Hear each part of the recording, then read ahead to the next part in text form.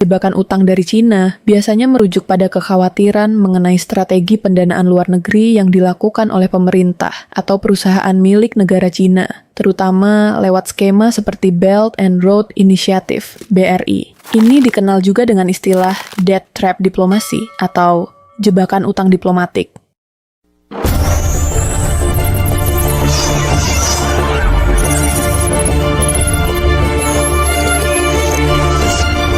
Apa itu jebakan utang dari Cina? Ini adalah tuduhan bahwa Cina memberi pinjaman besar ke negara-negara berkembang untuk proyek infrastruktur, jalan, pelabuhan, bandara, dan lain-lain. Namun, pinjaman itu kadang terlalu besar untuk bisa dibayar kembali oleh negara penerima.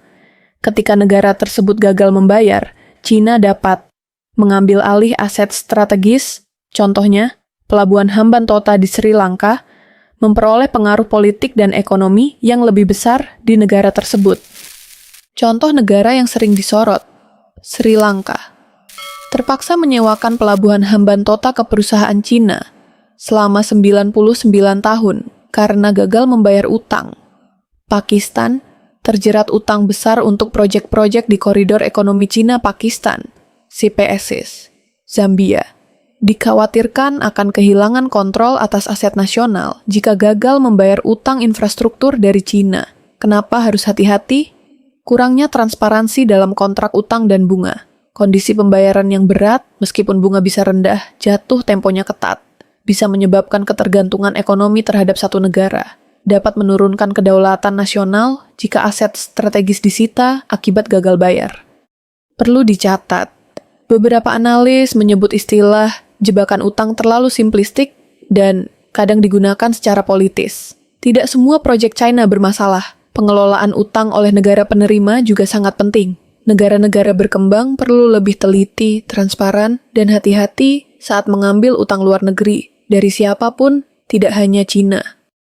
Bagaimana posisi Indonesia? Indonesia merupakan salah satu negara yang cukup aktif bekerja sama dengan Cina, terutama dalam kerangka Belt and Road Initiative, BRI. Beberapa proyek besar yang melibatkan pendanaan atau kontraktor dari China antara lain Kereta Cepat Jakarta-Bandung, WUSH, proyek infrastruktur besar yang dibiayai sebagian besar dari pinjaman China Development Bank.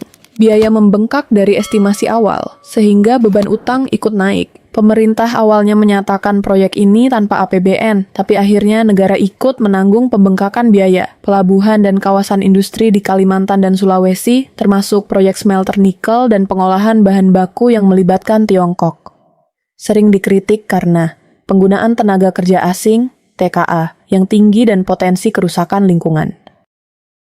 Risiko, ketergantungan pada satu negara investor, transparansi dan pengawasan publik yang masih kurang, potensi pembengkakan utang jika proyek tidak menghasilkan keuntungan yang cukup cepat.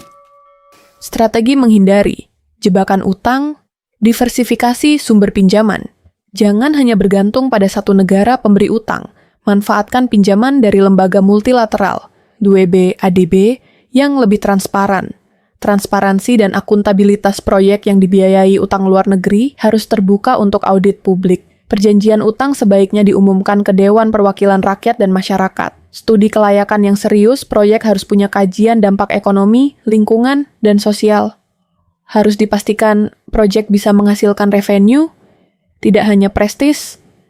Negosiasi yang kuat. Pemerintah harus berani menegosiasikan syarat pinjaman agar tidak terlalu berat. Hindari klausul yang memberi hak operasional jangka panjang kepada pemberi pinjaman jika gagal bayar. Peran masyarakat dan media pemantauan proyek-proyek besar yang dibiayai utang China. Dorongan agar pemerintah dan DPR transparan. Laporan investigasi jurnalistik sangat penting untuk mengungkap potensi masalah. LSM dan akademisi perlu mengkaji dan menyuarakan dampak jangka panjang. Mari kita lanjutkan dengan analisis dampak jebakan utang dari Cina secara multidimensi, lalu kita akhiri dengan rekomendasi strategis untuk pemerintah dan masyarakat. Dampak jebakan utang, analisis multidimensi. 1. Dampak ekonomi. Kenaikan rasio utang terhadap PDB. Jika proyek gagal mendatangkan hasil ekonomi, beban cicilan meningkat, dan negara bisa terjebak dalam lingkaran utang. Tekanan fiskal pemerintah terpaksa mengalihkan dana dari sektor vital, pendidikan, kesehatan, untuk membayar utang, degradasi kredit. Risiko gagal bayar bisa menurunkan peringkat utang negara, sovereign credit rating, membuat pinjaman masa depan lebih mahal. 2. Dampak politik. Ketergantungan terhadap Cina bisa mengurangi kebijakan luar negeri yang independen. Contoh, negara jadi enggan mengkritik Cina terkait isu HAM atau Laut Cina Selatan. Krisis legitimasi pemerintah. Jika utang dianggap membebani rakyat atau proyeknya gagal, bisa memicu gejolak politik domestik. 3.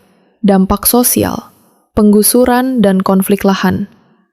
Proyek besar sering memaksa relokasi masyarakat tanpa ganti rugi yang adil. Masuknya tenaga kerja asing, TKA. Dalam beberapa proyek, TKA asal Cina mendominasi, menimbulkan resistensi lokal karena dianggap merebut lapangan kerja. 4. Dampak lingkungan. Proyek skala besar sering berdampak pada ekosistem, seperti deforestasi, pencemaran sungai dan laut, serta krisis air. Kurangnya AMDAL yang independen. Banyak proyek berjalan tanpa studi dampak lingkungan yang kuat atau dengan pengawasan minim. Rekomendasi strategis untuk pemerintah: perketat regulasi utang luar negeri, tetapkan batas maksimal utang luar negeri BUMN dan proyek infrastruktur, audit proyek yang dibiayai China secara berkala, pastikan proyek benar-benar menguntungkan dan sesuai dengan rencana awal, tingkatkan diplomasi ekonomi, arahkan kerjasama ke teknologi alih daya, bukan hanya utang dan tenaga kerja kasar. Dorong kolaborasi regional dengan negara ASEAN untuk menegosiasikan posisi tawar kolektif terhadap China.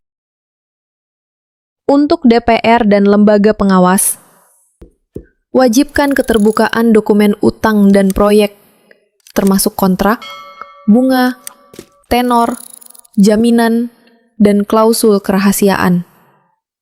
Bentuk panitia khusus untuk memantau utang strategis, terutama proyek-proyek lintas generasi.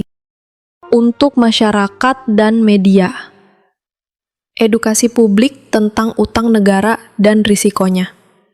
Dorong jurnalisme investigatif dan pemantauan LSM.